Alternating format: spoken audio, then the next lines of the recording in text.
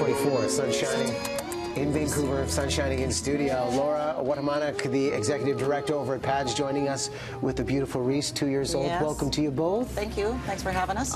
You know what, 30th anniversary of PADS, we know the terrific work being done, but there is a special program that we get to share news on about the work PADS is doing and first responders and veterans. Do tell.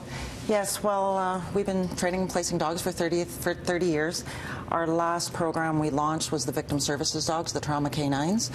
And now we've been working towards placing PTSD dogs to support veterans and first responders. Now, how is the temperament of the dogs for this specific program different from the other programs? Well, we've actually, over the last 2 years, partnered with Vancouver Island Compassion Dogs. They're an ADI candidate school. So we've been sending dogs that are not service dogs, they're not hearing dogs, they're actually not our trauma canines or facility dogs, but they've worked really well with their veterans. So the dogs we've sent to them have succeeded. They're very much a one-person dog. They're very innate. They sense stress signals. They're calming. They're a little bit of Joy's personality, right? They're a little bit more go, go, go. And you know, a dog, when you're stressed, when your cortisol levels are high, just petting a dog brings you down. Serotonin releases, you feel a little bit of love, you feel better. So our role with training dogs and placing PTSD dogs is to help our veterans and first responders get back to normal daily living, get them out in the community, and start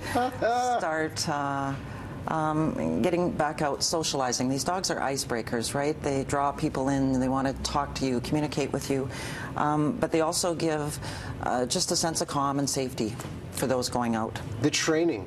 I find that this very fascinating of the instincts from the dogs to anticipate or feel that there is some sort of anxiety or panic attack happening. How do you focus on that training, and how do they have that skill set to really connect and engage?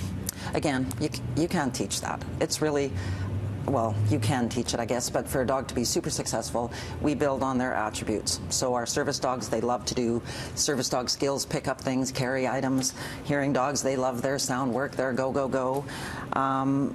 Our PTSD dogs, they're going to pick up on the sense when somebody's feeling a little stressful. If there's anxiety and they start getting a little anxious and worried, that dog is going to zoom in and come over and apply pressure to their leg. Yeah. Just kind of calm them, and it just kind of breaks you out of your thought process and redirects and helps you move through it.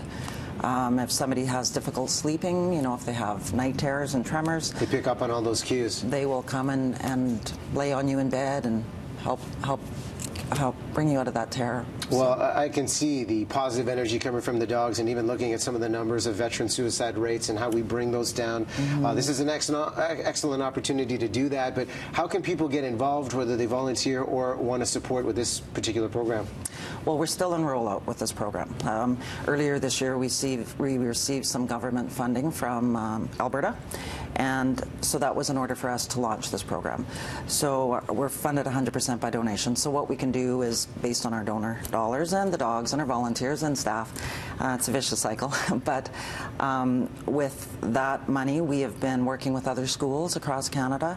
There's one accredited school, ADI accredited school in Ontario, that's been mentoring us.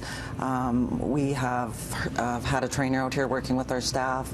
2 of our training staff are now going to go back and participate in team training later on this month.